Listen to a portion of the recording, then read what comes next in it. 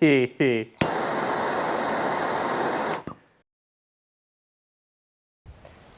did a thing. We got a new unit.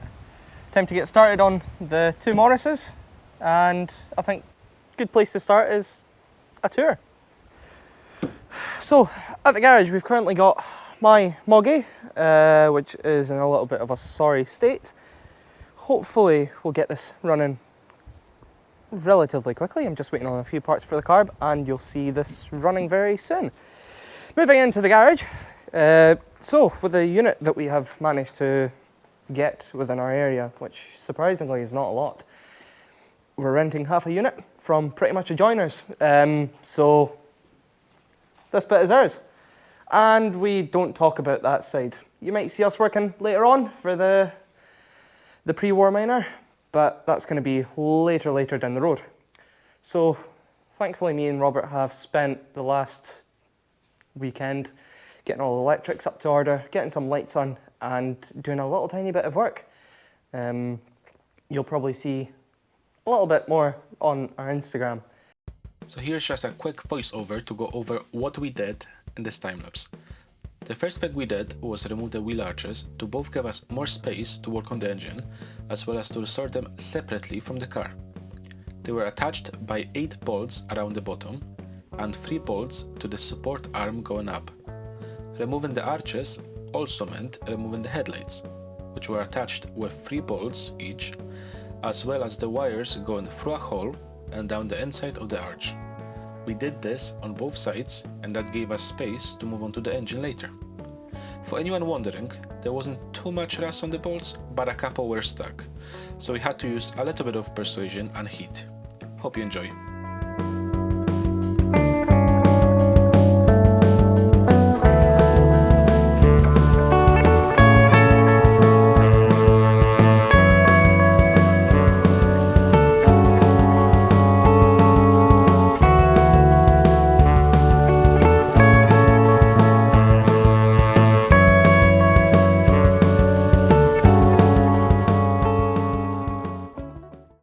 So seeing the miner in its rat rod looking case, we have done a little bit of work previously, and as you can see, this is what we're at.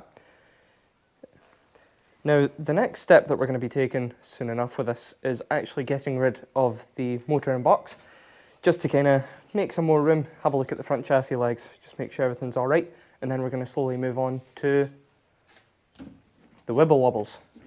So, without further ado, let's get going.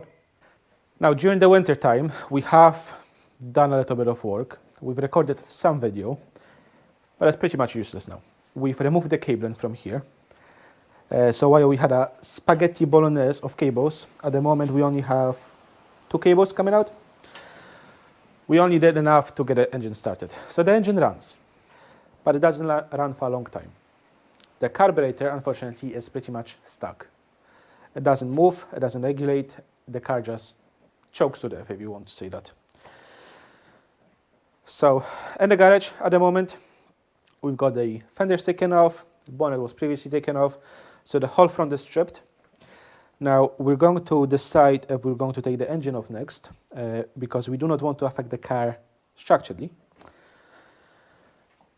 On the inside of the car, it's worse than you remember. It's pretty much sideways now. If you can have a look here, we can literally lift up the entire side.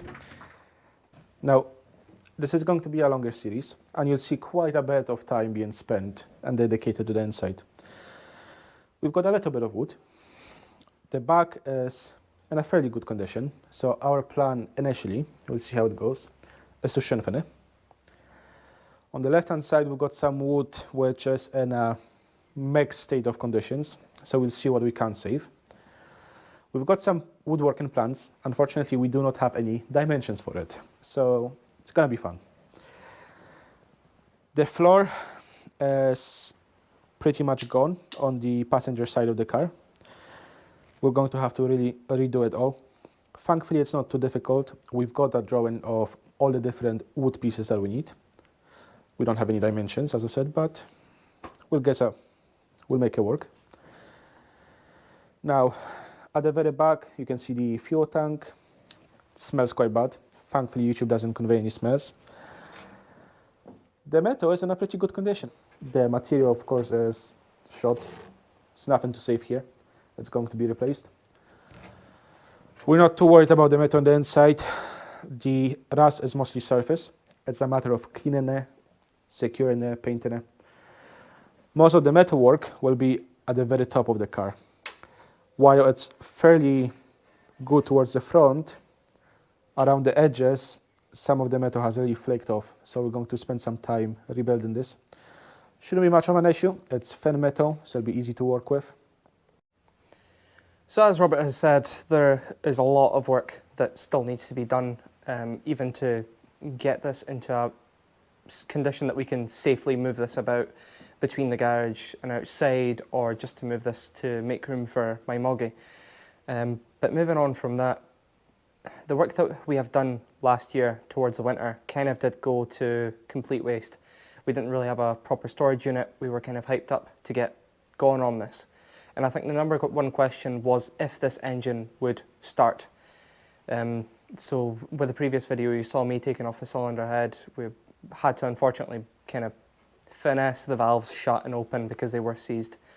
Thankfully, everything within the engine that kind of seems okay. So we managed to get it started. Now, another thing that we've done with last winter is pretty much everything to do with electrics. Fitted a new battery, new leads. As you can see here, fixed the starter button because that was just nasty. Now, you'll see the colourful spaghetti, as I call it. We tried to get this wired up just so we can get this started. Now, a lot of it was completely unnecessary. And unfortunately, one thing that we did realise was that the ignition switch is faulty. It doesn't work. It's not going to work. So we're going to have to find a new one, unfortunately.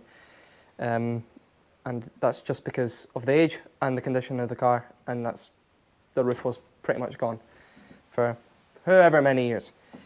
So that's pretty much everyone brought up to speed with the condition of the car, what we've done, and what we're aiming to do. You'll see a lot posted on TikTok and Instagram, kind of behind the scenes, or even something that you'll see in a video that's going to be way ahead of its time before it's even released. And the more yous are on there, the more yous are supporting us and supporting this absolute beautiful motor to hopefully one day get back on the road. Because that's one thing that everyone kind of disregards, is just the sheer amount of work that we will need to put into this. And we're not expecting to get this done within a month or two. This is going to be a longer term project, as this is something both that me and Robert are completely brand new to. Welding, I have done quite a bit of welding. Fabric work, we have done nothing. Woodwork, we've done a little bit. But this is just totally different from what we have ever done. So that's pretty much it. And the great thing is, we have talked to a few museums within Scotland, and I've got in contact with a few museums in England that actually have similar years to this motor. And what I've found out, which is a pretty interesting fact, is no one has ever done a repair or a restoration to this extent. And it is just purely down to the fact that there is no information on any specifications, dimensions, sizes to this body, the wooden frame, and or the metal clamp that sits around the wooden frame. So hopefully we can get this gone and back on the road in as good as a new state as we can get it.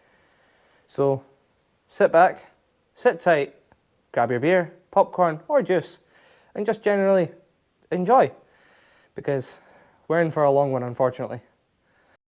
In this next time lapse, we took care of the various parts around the engine bay that could be removed on their own. This includes the coil pack, the fuel pump, carburetor, electrical connection box, as well as the supports for the radiator and the bonnet, and the horn, which was also called the klaxon back then thanks to the name of the original maker from Germany. At the same time, Simon took care of removing the dynamo from the engine bay, and I moved on to removing the probe shaft beneath the car, The prop shaft was attached to the gearbox using a very dense cloth disc, which at the time was the way they reduced the vibrations from being transferred from the engine. This was used both at the front and at the back. Current replacements tend to be made of very dense rubber material. You'll see this later on in the series as we put the car back together.